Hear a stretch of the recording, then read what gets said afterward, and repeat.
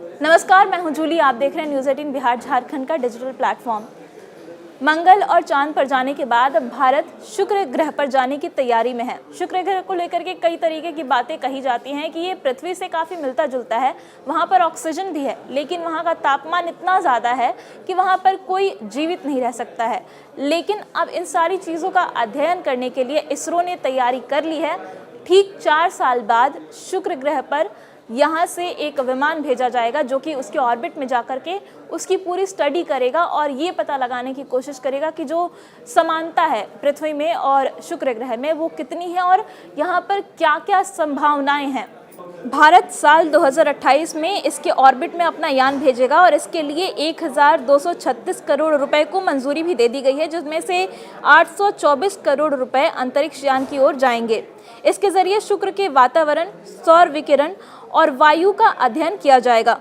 शुक्र ग्रह पर ऐसी बहुत सी जानकारी छिपी है जो हमें पृथ्वी और दूसरे ग्रहों को बेहतर तरीके से समझने में मदद करेगी। शुक्र के लिए एक मिशन पहली बार 2012 में तिरुपति अंतरिक्ष सम्मेलन में ही प्रस्तुत किया गया था, लेकिन वो मिशन आगे नहीं बढ़ पाया था और इसको लेकर अध्ययन जारी रहा इसरो का। 2017 में इसरो ने तय किया कि वो शुक्र ग्रह के लिए अपना मिशन भेज सकता है। इसके लिए वो अब तैयार है और इसको लेकर के शुक्रयान बनाने की भी तैयारी शुरू कर दी गई है, जो कि शुक्र ग्रह के कक्षा में 55 किलोमीटर की दूरी पर रहकर उस पर नजर रखेगा।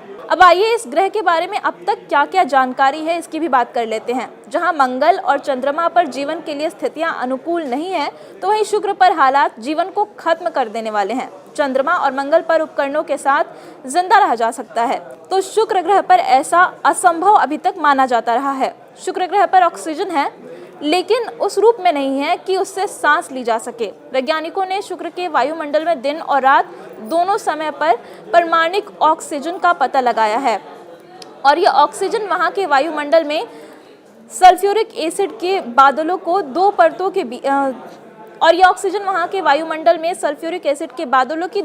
के बीच 100 किलोमीटर की ऊंचाई पर मिलती है। ऑक्सीजन का निर्माण दिन के समय में होता है, जब सूर्य की पराबैंगनी किरणें कार्बन डाइऑक्साइड और कार्बन मोनोऑक्साइड को तोड़ती हैं। फिर हवाएं कुछ ऑक्सीजन को रात की ओर ले जाती हैं। इस ऑक्सीजन का तापमान दिन में -120 डिग्री सेल्सियस से लेकर रात को -160 डिग्री सेल्सियस के बीच रहता है। शुक्र ग्रह पर मौजूद ऑक्सीजन पृथ्वी पर मौजूद ऑक्सीजन से अलग है, जिसे इंसान सांस के माध्यम से ग्रहण करते हैं, जो दो जुड़े हुए ऑक्सीजन परमाणु से बनती है।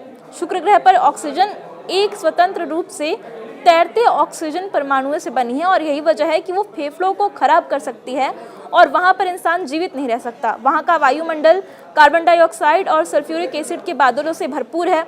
वायुमंडल में तापमान भी बहुत ज़्यादा है। सतह पर वहाँ का तापमान हमेशा 450 डिग्री सेल्सियस से ज़्यादा रहता है, तो ऐसे में किसी भी इंसान का वहाँ पर जीवित रह पाना असंभव है। वहाँ पर अभी तक जो रिसर्च सामने आई है, अभी तक जो भी जानकारी शुक्र ग्रह के बारे में सामने आई है, उससे यही पता चला है कि वहाँ पे ऑक्सीजन तो है, पर वो ऑक्सीजन नहीं जो हम और आप सांस लेते हैं।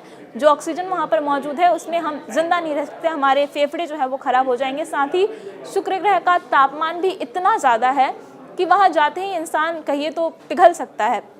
तो ये सारी जानकारी अभी है, लेकिन इसके अलावा और क्या क्या वहाँ पर संभावनाएं हैं, इसकी पूरी जांच करने के लिए इसरो ने तैयारी कर दी और आज से ठीक 4 साल बाद अंतरिक्ष में एक विमान भेजा जाएगा जो कि शुक्र ग्रह के ऑर्बिट में रह करके उसकी पूरी जानकारी लेगा, उसका अध्ययन करेगा। ये वीडियो आपको कैसा लगा कमेंट में ज़रूर बताएं। धन्यवाद।